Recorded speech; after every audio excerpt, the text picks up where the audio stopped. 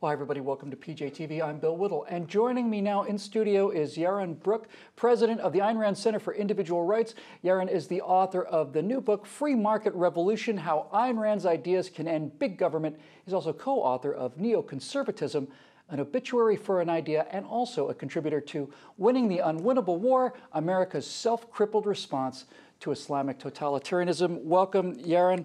And before we go any further, I have to tell you, this book cover, I don't know if you can see it. To me, it just absolutely captures everything every edition I ever saw of Atlas Shrugged right there. Just got the whole thing. It's really the goal. I'm glad we succeeded. You succeeded beyond your wildest dreams. And I do have a co-author on this, Don Watkins. Don Watkins. Let's start with a simple question. A lot of people think that, all the banks got into trouble because they deregulated, but it's been a long time since we've had a genuinely free market in this country. Oh, absolutely. I mean, it's ridiculous. So the left tries to tell us that there was this, that free markets caused the financial crisis of 2008, right? And I laugh because, so you're trying to tell me that in 2007 we had free market in mortgages, in banking, in housing, the three most regulated industries in the United States, indeed more regulated in 2008 than in 1999.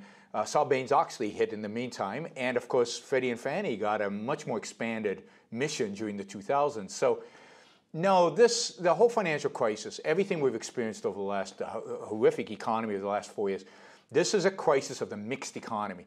It's a crisis of government policy. It's a crisis of regulations. And, and the book articulates exactly what we believe caused this crisis. And it's the Fed, Freddie and Fannie. It's government, government, government, through and through.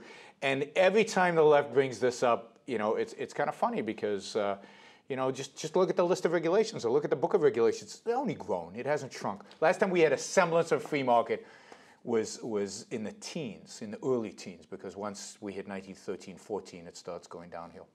Now, critics will say that if you deregulate the banks, then all of these rapacious capitalists will just simply rape the population, steal all their money. But really, if you look at the housing crisis, you really do have a case here of the government saying, we are going to force you to give loans to people that you would not have given loans to otherwise, that your free market calculations of risk and reward are no longer on the table. We're going to mandate ever-increasing numbers of mortgages that you must make. But the good news is, if these mortgages fail, we're there to bail you out. So now all of a sudden, the risk-reward calculations that is the essence of not only a free enterprise, but of any kind of independent free life, right, off the table. And now all the calculations change, and you start to get some very bad decisions being made. No downside risk. And look, it's not just that they told people you have to issue these mortgages. They were subsidizing it, right? I mean, Freddie and Fannie subsidized these mortgages. I'm subsidized because I get a tax deduction on a mortgage. If you pay off your house scot-free, right, you get no mortgage, you're penalized because you don't get to deduct anything, and I do. So you're subsidizing me. I mean, the mountains of incentives to drive this behavior. And then, of course, the big banks are told, oh, don't worry, you're too big to fail. Unless you're Lehman Brothers and we don't like you because we run Goldman or something like that, you're too big to fail. So when you take the risk and you make all the money, get huge bonuses. When you fail, Uncle Sam will step in and we'll bail you out, so don't worry about these things. So guess what happens? People take on risks. But we could go on for hours, analyzing all the ways in which government causes, all the ways in which government has destroyed all market mechanisms in the United States, and therefore has destroyed. You can't say there was a market failure because there is no market, because the government has destroyed it. Let's go to the philosophical underpinnings, the foundation of all this stuff. I often talk to Tea Party groups, and I'll often try to buck these people up, and I'll say, you're often told that corporations are immoral and they're greedy. But let's look at the two different ways we have to deliver services to people. A government takes your money by force, because if you don't pay your taxes, sooner or later, guns are going to show up. They take your money coercively. They then spend their money on whatever they choose. They don't care anything about whether you're satisfied with the products of the services or not. And you don't get to go to another government if you're not satisfied. Corporation, on the other hand, has to convince you to voluntarily give up your money. If you don't like the services that you're being provided with, you have an escape route in terms of going to another corporation. If you don't like them, if you think Exxon is evil, then don't buy from Exxon. How did we get into a situation where something that is that morally clear has become so inverted in the popular culture? Well, because what has happened over the last 120 years is we've turned one concept into we become suspicious of it. and we resent it. And morally, philosophically, really, this has been going on for thousands of years. And that's self-interest, right? We don't trust people motivated by self-interest. We don't believe in it. We think it leads to this horrible behavior. They'll lie, steal, and cheat. They'll become Bernie Madoffs. We want people, and we feel positive about people who tell us they're doing stuff for the public interest, in the common good. And we have built up this resentment about self-interest and therefore about profit. But it all comes down to this concept. So think about it in America. You get Bill Gates, who makes billions of dollars, right? He makes billions of dollars how? By selling us a product that is incredibly valuable to our lives. More valuable than the $100 that we have to give up for it. It's actually, if you do the math, it works out to hundreds of thousands of dollars of value that you get. And he makes billions at the same time. What do we think of him ethically? Right? Because he's making so much money for himself. Even though he's helping more poor people, right, more middle-class people than anybody in history maybe, we're suspicious of him because he's making money at the same time. He gives it away, right? He retires, stops being productive, stops making stuff. And he takes all the money he's made and he starts giving it away. Now we think he's a good guy. Right. So giving money away, that's a virtue. Making it, And that is incredibly destructive. You cannot have a free market. You cannot have capitalism. You cannot have freedom when you suspect self-interest and when you suspect production, creation, trade, win-win, which is what trade is all about. The liberal model of society, where a businessman is a villain because he's got a $20 million jet, is predicated on the idea of a limited pot of wealth, right? Because if that guy has a $20 million jet, he's taken more than his fair share, and somebody didn't get to go to college so he could have his jet.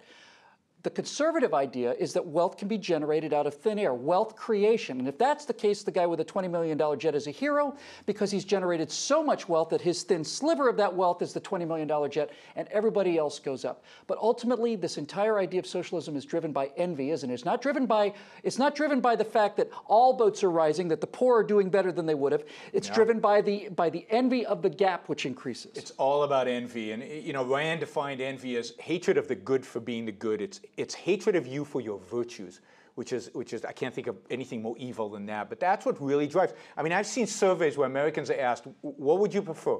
A situation where you make 100 and your neighbor gets 1,000, or a situation where you both get $20?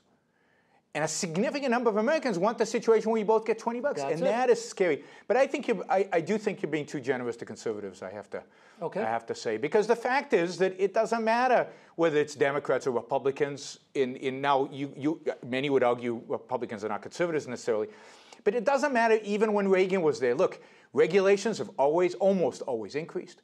You know, this resentment of success seems to be increasing continuously over the last 100 years, no matter who's in power, no matter who's in a leadership position. And indeed, if you look at what conservatives have written about, they too are suspicious of capitalism. They too are suspicious of self-interest. You know, they think that if people are left alone, you know, there's the idea of kind of an original sin, right? If you leave people alone to pursue their self-interest, they'll do horrible things. So we need some regulations. We need some safety net. Those are politicians. Conservatives who go into politicians become Republicans. Conservatives who really understand these principles become businessmen, right? Isn't that how it works? But businessmen get it. Businessmen get it because they live it and they understand that you can't make money by screwing your customers. You can't make money by doing bad things. And the self-interest ultimately, if we all pursue our self-interest, which according to Rand is the purpose of life, is to make your life the best that it can be, then if we all pursue our self-interest, we're all better off. So let me get some of your takes that you outline in this book philosophically, Free Market Revolution, Ayn Rand's ideas applied to the marketplace. Let's take that and look at the current situation politically here in America, because it's a very interesting situation. We all know what the Democrats are. They're big state Marxists who want to enslave everybody and have them do their will. But the Republican ticket is very interesting to me for two reasons. On the top of the ticket, you have a man who's become fabulously wealthy through his own efforts. He had a large inheritance and apparently gave it away. Not that there's anything necessarily good about that, but he did start from pretty much nothing. So he's a man who's become fabulously wealthy, but who strikes me as a fellow who's ashamed of his own success. Yes. And yet, he brings in on so many conservatives had a real problem with Mitt Romney. And then Mitt Romney chooses Paul Ryan, who's put the only real serious plan for shrinking this government on the table, who's admitted he's a devotee of Ayn Rand. Did that give you some hope for Romney? Do you think that the situation got more interesting? Absolutely. I mean, Paul Ryan has distanced himself from Ayn Rand recently. I mean, he's emphasizing his Catholicism over his Randianism, if you will. But look, the guy's an intellectual. The guy seems to be able to think. He offers interesting proposals on how to solve problems. He's willing to discuss, you know, the third rails of American politics. Social Security, he's had a plan that goes back years about privatizing Social Security. He's got a plan around Medicare, which I think is a big improvement over what we have today. You know, I'd like to see it phased out. I think it's necessary ultimately to phase it out, but this would be a good first step. I think he's willing to discuss ideas. You know, I view the budget he proposed as fairly moderate. I mean, ultimately, it only balances the budget in 2040, so it's not exactly a radical budget, but you know, it puts something on the table. He's got guts, and he's very articulate, and he talks about it. So it's going to elevate the discussion. So I'm very excited about it. And you're absolutely right. Look, Romney, in spite of being a very successful private equity guy, couldn't even defend it. And this is the problem I see over and over and over again with conservatives, including conservative intellectuals, unfortunately. They don't have the vocabulary to defend capitalism. They don't have the ideas, particularly in ethics, to really present a moral defense of capitalism. And this is where I think they could really learn from Ayn Rand. And this is where I'm motivated, because Ryan seems to have been influenced significantly from Ayn Rand, specifically for the moral case for capitalism. So let's just wrap with trying to look a little more optimistic about the future. We've had now 4 years of Barack Obama, and let's just assume for the sake of the argument that Romney and Ryan do manage to win this election. The best defense against liberal government is living under a liberal government, right? Once you see what these big socialists do, once you see what they actually try to do in this perpetual politics of division and demonization, leads to what was once the most dynamic economy in the world just barely limping along at a 1% growth rate. If Romney and Ryan are elected, do you see any hope for free market principles returning to America? So I know you're trying to be positive, but I have to make a negative point first, and then I'll try to be positive. Look, if people learned from experience, we wouldn't be in the mess that we're in today. That right. Right? Ronald Reagan turned this country around after Jimmy Carter. Did we learn anything? No. As soon as Bush and Clinton came around, they reversed everything. We assumed that prosperity was built into the system. In the 19th century, we thrived. Hong Kong, to this day, thrives on free markets and entrepreneurship. And yet, we want to be like Europe, which is a complete and utter disaster. All the examples, we've tried everything. The last 250 years have been a big experiment in which economic, social, political system works. And hands down, we won. Right. Capitalism, freedom, work, and nothing, all the other systems fail. If we'd learned from that, then we would be winning hands down. So I think you need much more than experience. What you need are ideas. What you need is to educate people. Now, I'm optimistic because I believe that we have an opportunity here.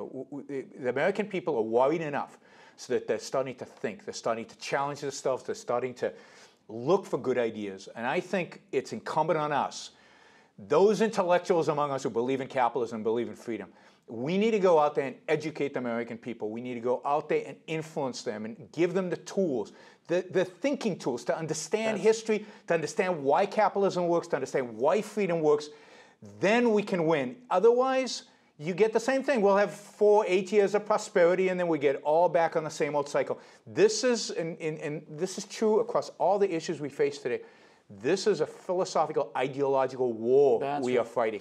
We need to win the battle of ideas. We need to win it everywhere, and it's going to be hard because these guys dominate the schools and they dominate the universities. Just going to say, and it's going to be a major struggle. And you know, to the extent that people watching can help us fight this fight, and the book is one small step, but we're going to have to do many, many steps in this battle of ideas. No matter who wins, don't put your arms down if Romney wins this election. That's when you have to start working. Absolutely. That's when you have to really start working.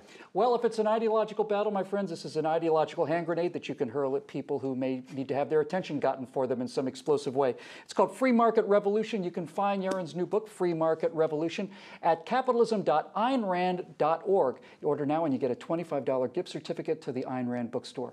For PJTV, I'm Bill Whittle. Thanks for joining us.